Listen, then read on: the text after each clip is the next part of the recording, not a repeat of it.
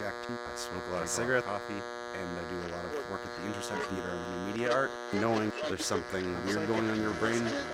I was in the hospital in Montreal, then the hospital, the Ottawa Civic, the Royal Ottawa, which is a loony bin, but like everybody's really dead up. Ottawa Civic, I escaped from, booked a ride twice. Sudbury, person with a serious mental illness was wandering. I'm crossing the street and the cops come up. As the person at the store called the cops. Cops and bastards and pigs. Like put me to sleep for like a day and a half. So we're finishing dinner and the cops walk in, and I have this like glass of wine in my hand and they're like, okay, like you know, it's time to go back to the hospital. I'm like, okay, can I finish my glass of wine? And like, I don't know why, but they're like, yes. So I like, you know, have my like swig of wine and then I smash the glass, thinking that I can kind of like brandish it and get to the door and like run away.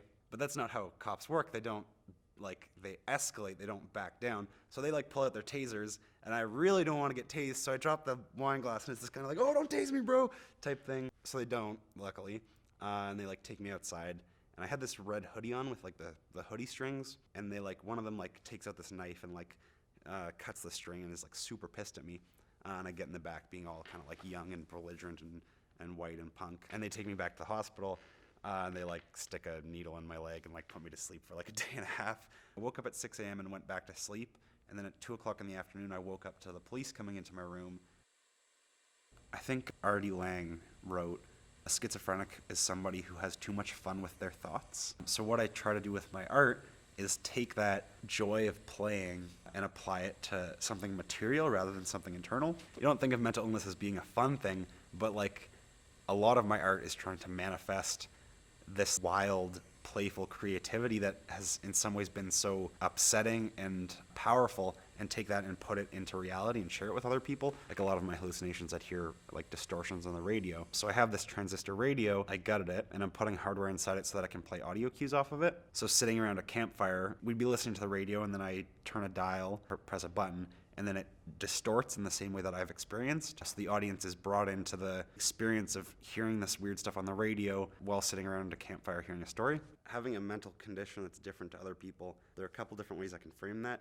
So the first, knowing that there's something weird going on in your brain, that was more like, oh sweet, I'm psychic, like I can like hear my friends' thoughts and I can feel other people's feelings. And there was the more like pragmatic realization of a doctor being like, oh, you're schizophrenic. And I'm like, oh, yeah, okay, I'm schizophrenic. That makes a lot of sense.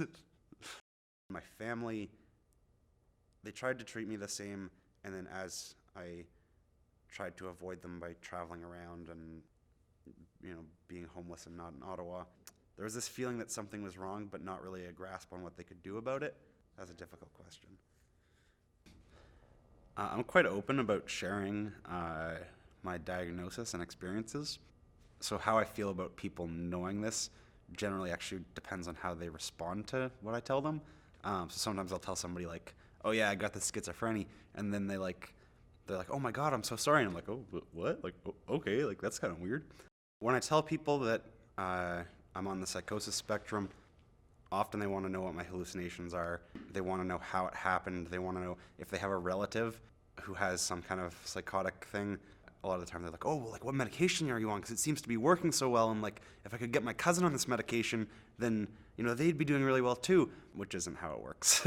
I'm a reasonably personable person. So usually they're not like, oh my God, like don't kill me or anything like that. Not that I think that's that prevalent in this day and age. So I think that the flaw in how our culture understands mental illness is actually in sort of the creation of our mental illnesses by society. So the misconception that I see is in how to, and I don't necessarily have like the right answer to this, but in treating mental illness, it seems like we treat the symptoms but not the root causes. So if you're on the psychosis spectrum, like schizoaffective schizophrenia, like maybe dissociative identity disorder, BPD, whatever else, they're like, oh, you're crazy and we have to stop you from doing this.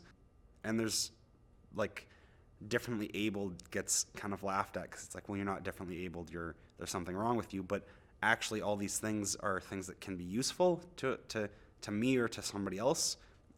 It's just that we don't have the conditions for it to be useful. So this is who I am, and it's not problematic for me, it's problematic for you. but obviously our mental health is super tied into our social health. So how do you say, like, if something's a problem for you, it becomes a problem for me because it's a problem for you, and so I have to address the problem and you have to address the problem. So the positive portrayals that I like are basically people with mental illness, or just, like, let's not frame it as mental illness for this particular moment, people who are neuroatypical working with other people who are neuroatypical to create conditions in which their neuroatypicality is a boon rather than a burden. And not every person who's neuroatypical is a savant or a psychic or whatever, but like we all have something we can give to each other.